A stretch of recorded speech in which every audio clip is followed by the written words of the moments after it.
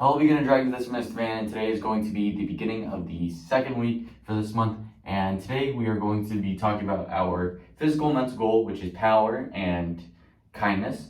Then we are going to do a little warm-up and then finish the form that we are doing for this month and sort of adding some details that you might not know about.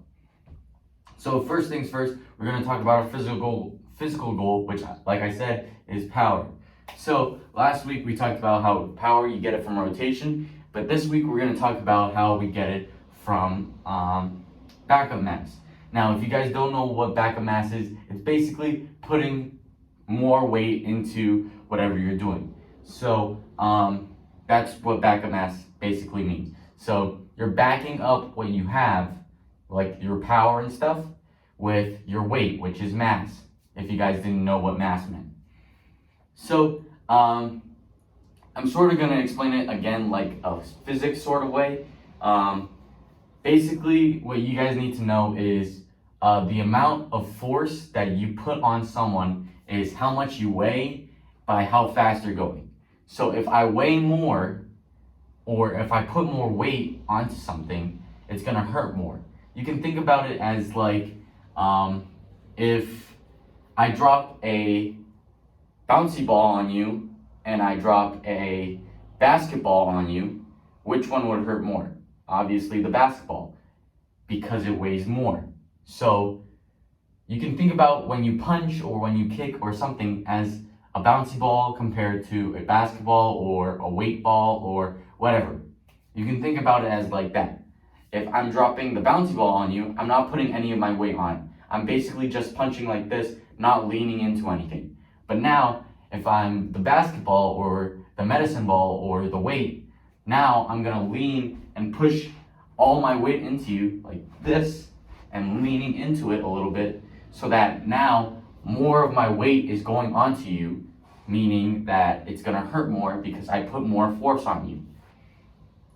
So that is sort of a physics sort of way of explaining why backup mass helps you gain power as in you have more power to hit someone at. And now we are going to talk about our mental goal. Our mental goal for this month is kindness. Last week we talked about how kindness can be sort of seen as a weakness, but it's more so about strength. And now we're going to talk about how kindness is basically how to show kindness. So obviously there's things like charity and there's volunteer work that a lot of people do that is seen as kindness. Like if I donate $1,000 to a cancer charity, that is seen as a sign of kindness, obviously. But there's some things that you don't really see but are still kind. Like if someone is having a really bad day and their friend just gives them a hug, that is a sign of kindness. Or if someone is struggling with something and without being asked, someone helps them, that's also a sign of kindness.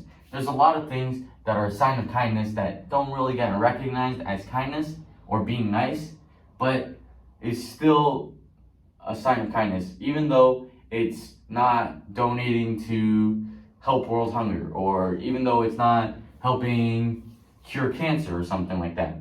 It is helping someone that wants or needs help, both either physically, emotionally, or whatever. It helps them, and that shows that you're kind to whoever you just did that act of kindness for. Now, we're going to talk about our warm-up, sorry. So for our warm-up, I really didn't have anything planned. So again, like I say once in a while, you guys don't have to do my warm-up. This warm-up is basically thought up of on the fly. I don't really plan this thing out, but let's do some push-ups, sit-ups, and we can do some frog hops. So I haven't done frog hops in a long while, but hopefully you guys can follow along. Obviously, you guys should know push-ups and sit-ups because we do them pretty much every other week. But frog hops, we haven't done this in probably a year. So basically you get into a frog position, which means you squat all the way down, kind of like a frog, like this. You put your hands on the ground, and then you jump as high as you can, and making this position in the air. So I'm gonna jump, and it's gonna look like this, but in the air. So I jump, bring it all the way up, and then back down into this froggy position. And that's one. I know sometimes it can be hard for people to do frog hops. I remember when I was a blue belt or a green belt, I forget which one. That was the first time I did my frog hops, and I couldn't even do 10 in a row. So if you guys are struggling with them, that's perfectly okay. Stretch out your legs once in a while, stuff like that. Take a deep breath in or whatever, and keep on going. I want you guys to do 15, but if you guys feel like 15 is too hard, you can do just 10. Or if you guys are thinking that 15 is too easy, number one, you might be doing it wrong, and number two, try and go to 20 or 25 or 30, whatever. And the key tip that I want to tell you guys to make this exercise actually really effective is don't cheat yourself out of it. Jump as high as you can, making that frog position that whole way up. Well, not the whole way up. Like on your apex, it should look like you're that frog. But if you guys are doing something like this, where you're not even bringing your legs up, you guys are cheating yourself out of the workout. You're cheating yourself out of the exercise. I want you guys to bring your legs up because that's an extra challenge. It actually makes you work for getting up there, work for getting up higher, basically. So I want you guys to bring your legs up, because if you guys are doing something like I just showed you, you guys are cheating yourself, and that's not really good. So I'm gonna take a quick time lapse of that, and then we are going to move on to our form.